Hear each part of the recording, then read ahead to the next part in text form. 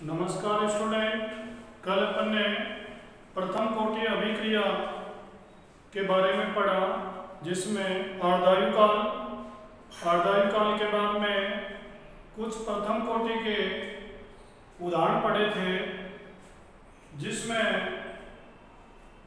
जैसे radio active विघटन अभिक्रियाएं प्रथम कोटि की होती है। एजो आइसोप्रोपेन का तापीय अपघटन प्रथम कोटि का पालन करता है। इसके बाद में संगत सिद्धांत की परिभाषा वगैरह पढ़ी थी, जिसमें संगत सिद्धांत में समझा था कोई भी अभिक्रिया है जिसमें अभिकारक अणु को एक ठोस गोले के रूप में माना गया है। ये गोले होते हैं जो अभिक्रिया के दौरान आपस में टक्कर करते हैं। जब इनके बीच में टक्कर होती है तो पुराने आबंध टूटते हैं और नए आबंध बनते हैं। तो इसमें अपन ये समझ लें, इसकी कुछ शेष रही बातें। संगत का सिद्धांत, संगत का जो सिद्धांत है, जिसे अपन टक्कर का सिद्धांत भी कहते हैं। संगत का मतलब होता है टक्कर का सिद्धांत।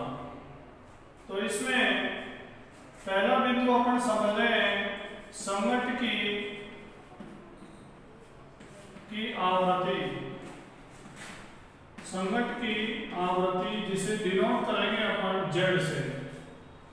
संगत की आवृत्ति का मतलब यह है अभिक्रिया मिश्रण के इकाई आयतन में प्रति सेकंड होने वाली टक्करों की संख्या संगत की आवृत्ति कहलाती है। पुनः समझ लें, अभिक्रिया मिश्रण के इकाई आयतन में प्रति सेकंड होने वाली टक्करों की संख्या, उसे संगत की आवृत्ति कहते हैं। इसका आगे बिंदु समझें, प्रभावी संगत। प्रभावी संगत के मतलब में अपन समझ रहे हैं अभिक्रिया मिश्रण में अनेक टक्करें होती हैं। सभी अभिकारक अणु टक्कर करते हैं, जबकि प्रभावी टक्कर करने वाले अभिकारक अणु ही उत्पाद में परिवर्तित होते हैं। यदि अभिकारक अणुओं के बीच में अप्रभावी टक्कर होती है, अप्रभावी संगत होती है, तो वे अभिकारक अणु उत्पाद में रूपांतरित नहीं होते हैं। ये अणु उत्पाद में रूपांतरित नहीं होते हैं और प्रभावी संगत करने वाले अभिकारक अणु ही उत्पाद में रूपांतरित होते हैं। तो अपन समझ रहे हैं इस सिद्धांत में अभिकारक अणु टक्कर करते हैं, टक्कर के द्वारा अभिकारक अणु उत्पाद में परिवर्तित होते हैं। प्रभावी टक्कर करने वाले ही अणु ही उत्पाद में रूपांतरित होते हैं। इसके बाद में अपन ये समझ रहे हैं संगत सिद्धांत में जब कोई भी अभिक्रिया होती है उस समय दो अवरोध होते हैं। इन अवरोध को पार करके ही अभिक्रिया आगे बढ़ती है। पहला अवरोध है ऊर्जा अवरोध। ऊर्जा अवरोध में अपन समझ रहे हैं एक बिंदु देहलीज ऊर्जा। देहलीज ऊर्जा का मतलब यह है अभिकारक अणुओं के द्वारा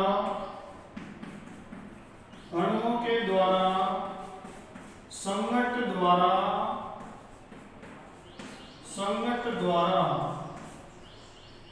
अभिकारक अणुओं के द्वारा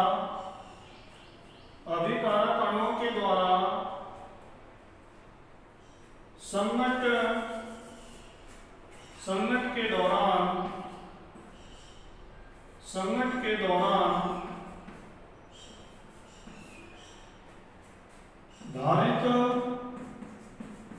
धारित न्यूनतम आवश्यक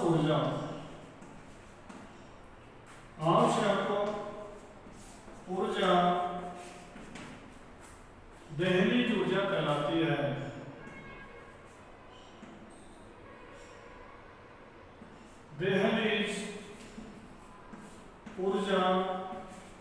कहलाती है।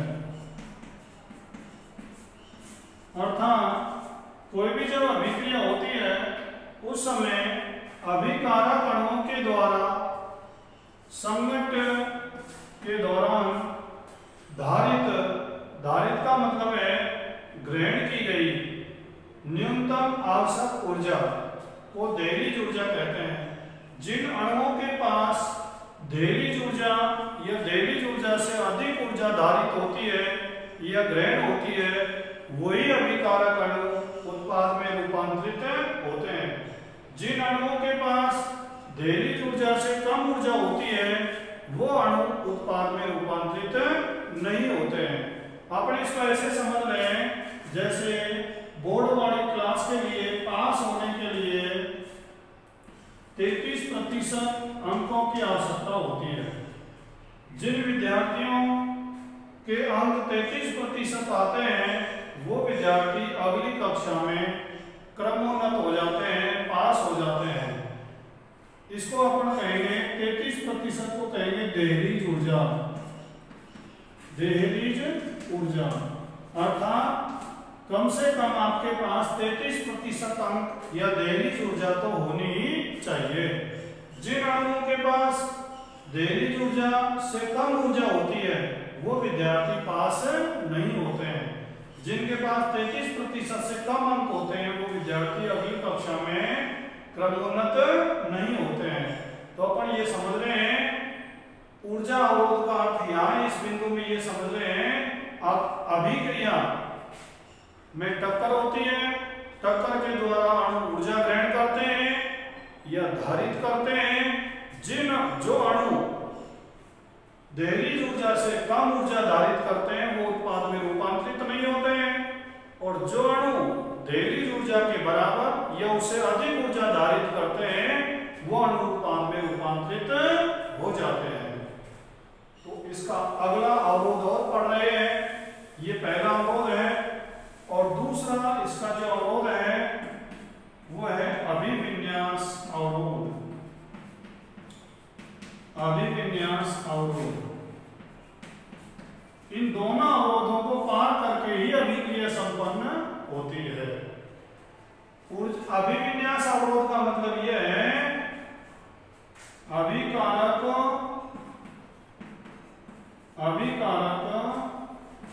अणुओं के मध्य संघट्ट के दौरान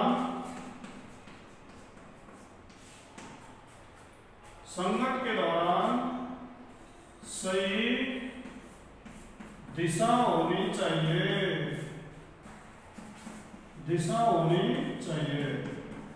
अर्थात जो अभिकारक अणु आपस में अभिक्रिया कर रहे हैं, टक्कर कर रहे हैं, तो उनकी जो दिशा है वो आमने सामने की होनी चाहिए। जब आमने सामने की होती है तो अधिक मात्रा में ऊर्जा उत्सर्जित होती है और अधिक मात्रा में ऊर्जा उत्सर्जित होती है तो अभिकारक अणु उत्पाद में रूपांतरित हो जाते हैं। अर्थात आमने सामने की दिशा में होने पर प्रभावी संघट्ट होती है। प्रभावी संघट्ट होती है। जब अभिकारक अणु आपस में टक्कर करते हैं आमने सामने की दिशा से तो उनके बीच में जो संघट्ट होती है वो प्रभावी होती है और जब प्रभावी संघट्ट होती है तो अभिकारक अणु उत्पाद में रूपांतरित होते हैं। अर्थात इस सिद्धांत के दो मूल बिंदु, दो अवरोधक अपन ने पढ़े। एक पढ़ा अपन ने ऊर्जा अवरोध, एक पढ़ा अभिविन्यास अवरोध। तो दोनों अवरोधों को पार करते हुए अभिक्रिया संपन्न होती है। अब अपन जो अभिविन्यास अवरोध है इसे अपन समझ रहे हैं एक एग्जांपल से। जैसे NO2 और NO2 के बीच अभिक्रिया हो रही है। अब इस अभिक्रिया के अपन बिंदु मान रहे हैं उचित अभिविन्यास, उचित अभिविन्यास। और दूसरा बिंदु इसका मान रहे हैं उचित अभिविन्यास, उचित अभिविन्यास नहीं। इसे अपन समझ रहे हैं NO2 और NO2 के बीच अभिक्रिया हो रही है। एक समय तो उचित अभिविन्यास है, अर्थात उनकी दिशा सही है। एक दिशा में अपन मान रहे हैं उनकी दिशा आमने सामने की दिशा नहीं है। तो जब उचित अभिविन्यास होता है तो उत्पाद का निर्माण होता है, N2O4 बनता है, उत्पाद का निर्माण होता है। इसे अपन कहेंगे प्रभावी संगत, प्रभावी संगत। अर्थात जब उचित अभिविन्यास में टक्कर होती है तो उस समय प्रभावी संगत होती है, और प्रभावी संगत होती है तो उत्पाद का निर्माण होता है। जब उचित अभिविन्यास नहीं होता है तो उसे कहेंगे अपन अप्रभावी टक्कर, अप्रभावी संगत कहेंगे, अप्रभावी संगत कहेंगे। और जब अप्रभावी संगत होगी तो कोई उत्पाद नहीं, उत्पाद नहीं, अर्थात इस अभिक्रिया में कोई उत्पाद का निर्माण नहीं होता है। तो अपन ये समझ रहे हैं कोई भी जो अभिक्रिया हो रही है उसमें प्रभावी संगत होगी तो उत्पाद बनेगा, और अप्रभावी संगत होगी तो उत्पाद नहीं बनेगा। अतः अपने संगत सिद्धांत के दो अवरोधक पढ़े हैं और दोनों अवरोधक परीक्षा में पूछे जाते हैं। संगत सिद्धांत के द्वारा आप दो अवरोधकों को समझाइए। दो अवरोधक हैं, एक ऊर्जा अवरोध और एक है अभिविन्यास अवरोध। दूसरा बिंदु अपन समझ रहे हैं अभिक्रिया वेग पर ताप की निर्भरता, ताप की निर्भरता। ताप अभिक्रिया के वेग को किस प्रकार प्रभावित करता है? तो अपन समझ रहे हैं सामान्यतः ताप बढ़ाने पर अभिक्रिया वेग बढ़ता है तथा ताप कम करने पर वेग कम होता है।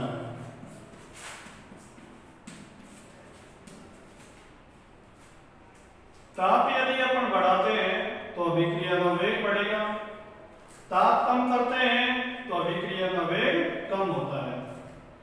चाहे अभिक्रिया ऊष्मा छेपी हो या ऊष्मा शोषी हो, ऊष्मा शोषी हो। तो अपन को ये समझना है कोई सी भी अभिक्रिया हो सकती है, ऊष्मा छेपी या ऊष्मा शोषी। अब अपन को ये समझना है ऊष्मा छेपी का मतलब क्या है और ऊष्मा शोषी का मतलब क्या है। वह अभिक्रिया जिसमें ऊष्मा उत्सर्जित होती है तो उसे कहेंगे ऊष्मा छेपी अभिक्रिया। वह अभिक्रिया जिसके दौरान ऊष्मा अवशोषित होती है तो उसे कहेंगे अपन ऊष्मा शोषी अभिक्रिया। कोई भी अभिक्रिया हो, ऊष्मा छेपी हो या ऊष्मा शोषी हो, जब टेम्परेचर बढ़ाएंगे तो अभिक्रिया का वेग बढ़ता है, टेम्परेचर कम करेंगे तो अभिक्रिया का वेग कम होता है। तो अपन ने ये समझा है अभिक्रिया का वेग जब बढ़ाते हैं, टेम्परेचर जब बढ़ाते हैं तो अभिक्रिया का वेग बढ़ता है। परीक्षा में कई बार पूछा जाता है टेम्परेचर बढ़ाएंगे तो अभिक्रिया का वेग क्यों बढ़ेगा। पुनः समझें, अगर जब टेम्परेचर बढ़ाया जाता है तो अभिक्रिया का वेग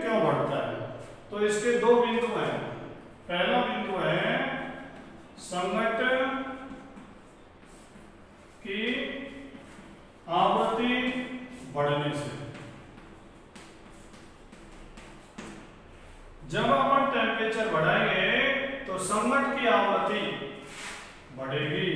संघट्ट की आवृत्ति मैंने अभी आपको बताया था, प्रति सेकंड होने वाली टक्करों की संख्या, उसे कहेंगे अपन संघट्ट की आवृत्ति। तो इस प्रकार अपन कह रहे हैं 1 सेकंड में होने वाली टक्करों की संख्या बढ़ेगी, और जब टक्करों की संख्या बढ़ेगी तो अभिक्रिया का वेग बढ़ेगा। अपन ऐसे मान लें कोई अभिक्रिया का टेम्परेचर अपन 10 डिग्री सेंटीग्रेड बढ़ाने पर वेग 2 से 3 गुना बढ़ जाता है, 3 गुना बढ़ जाता है। कोई भी अभिक्रिया है, चाहे वो अभिक्रिया ऊष्मक्षेपी हो चाहे ऊष्मशोषी हो, उसका टेम्परेचर अपन 10 डिग्री सेंटीग्रेड बढ़ा देंगे तो जो वेग है वेग 2 से 3 गुना बढ़ जाता है। अतः अपन कह रहे हैं जब अभिक्रिया मिश्रण का अपन टेम्परेचर बढ़ाते हैं तो संघट्ट की आवृत्ति बढ़ेगी, और संघट्ट की आवृत्ति बढ़ेगी तो अभिक्रिया का वेग बढ़ेगा। तो इसे अपन जैसे अपन कहेंगे 10 डिग्री सेंटीग्रेड पर वेग नियतांक अपन मान लें, और 10 + T डिग्री सेंटीग्रेड पर वेग नियतांक मान लेंगे कि 10 डिग्री सेंटीग्रेड पर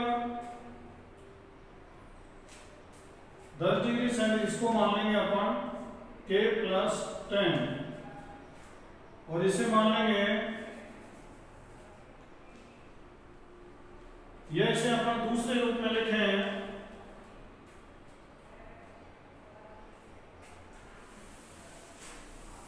ताप गुणांक के बारे में आपको बताएं। ताप गुणांक T + 10 डिग्री सेंटीग्रेड पर वेग नियतांक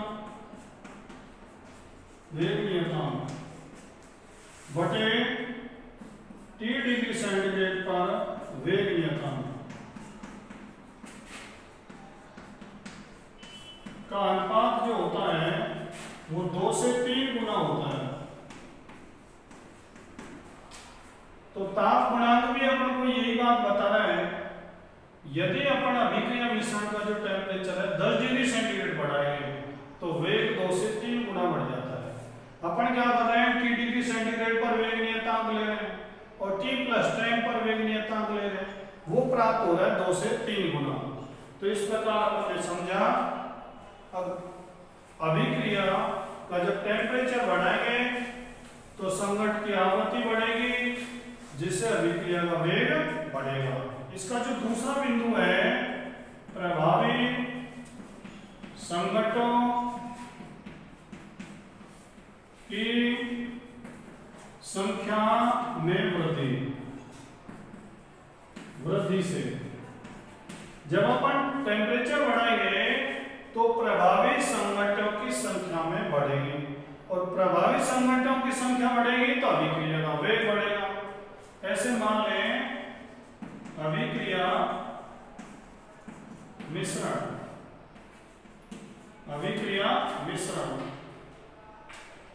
मिश्रण का ताप बढ़ा दिया हमने, अभिक्रिया मिश्रण का ताप बढ़ा दिया, तो जो अभिकारक हैं उनकी गतिज ऊर्जा बढ़ेगी, अभिकारक अणुओं की गतिज ऊर्जा बढ़ेगी। गतिज ऊर्जा बढ़ेगी तो प्रभावी संघट्टों की संख्या बढ़ेगी, प्रभावी संघट्टों की संख्या बढ़ेगी, और प्रभावी संघट्टों की संख्या बढ़ेगी तो अभिक्रिया वेग बढ़ेगा,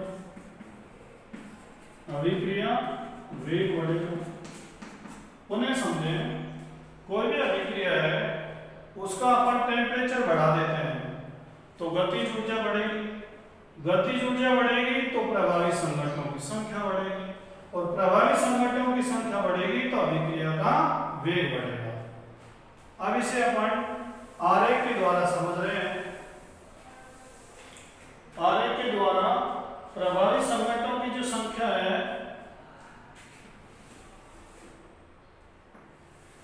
इधर तो ले रहे हैं अपन सक्रिय अणुओं का अंश, सक्रिय अणुओं का अंश, और दूसरे अक्ष पर ले रहे हैं अपन ऊर्जा ले रहे हैं। तो अपन को जो आरेख प्राप्त होता है वो इस प्रकार का आरेख प्राप्त होता है, ये आरेख प्राप्त होता है। इसमें ये जो लाइन है वो E को रिप्रेजेंट करती है। E का मतलब है दहलीज ऊर्जा। इस समय ये जो क्षेत्र है ये दिखा रहा है प्रभावी संघट करने योग्य अणुओं का अंश, अर्थात वे अणु जो प्रभावी संघट करते हैं। इसके बाद में जो ये है, ये जो एरिया है ये दर्शाता है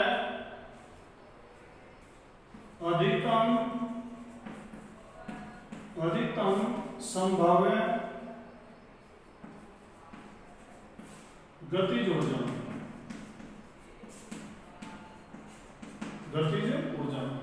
इस आरेख से अपन को ये पता चलता है यदि अपन टेम्परेचर बढ़ाते हैं तो प्रभावी संघट करने वाले अणुओं का अंश बढ़ेगा, और अणुओं का जब अंश बढ़ेगा तो अभिक्रिया के वेग बढ़ेगा। जैसे ये जो आरेख है अपन इसको मान लें T डिग्री सेंटीग्रेड का आरेख। एक आरेख और बना लें तो ये जो आरेख है वो इस प्रकार परिवर्तित हो जाता है। दूसरा आरेख ये है T+10 डिग्री सेंटीग्रेड का आरेख। तो ये जो आरेख है इसका जो ये एरिया है इसमें वृद्धि हो गई, ये जो अंश है ये बढ़ गया। इसका मतलब ये हुआ जब अपन ने टेम्परेचर बढ़ाया है तो आरेख इस प्रकार फैलता है तो प्रभावी संघट करने वाले अणुओं का अंश बढ़ जाता है, जिससे अभिक्रिया का वेग अधिक हो जाता है। तो अपन ये समझ रहे हैं जब टेम्परेचर बढ़ाते हैं तो ये जो दो बिंदु हैं A और B, A का मतलब है संघट की आवृत्ति बढ़ेगी और संघट की आवृत्ति बढ़ेगी तो अभिक्रिया का वेग बढ़ेगा। प्रभावी संघटों की संख्या बढ़ेगी और प्रभावी संघटों की संख्या बढ़ेगी तो अभिक्रिया का वेग बढ़ेगा। इस प्रकार अपन ने संघट का सिद्धांत और अभिक्रिया के वेग को प्रभावित करने वाले दो कारक पढ़े।